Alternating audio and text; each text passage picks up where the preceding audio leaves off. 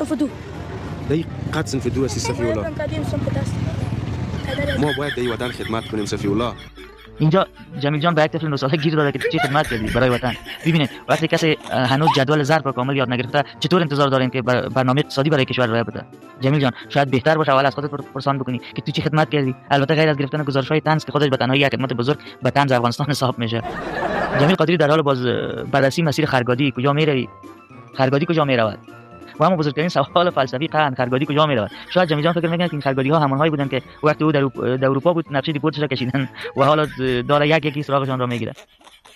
میبینین یک کراچی خرکی در اینجا است و ما داریم این کراچی خرکی را تعقیب میکنیم و ببینیم که در این عصر و زمان در کابل با این کراچی اینا چی فعالیت را انجام میتن. کراچی خرکی دقیقاً در مقابل ما فعلا در حال حرکت است و هدف ما اینی کراچی خرکی است که این را ما تعقیب کرده هستیم که اینی دقیقاً غیر قانونی رفتار است.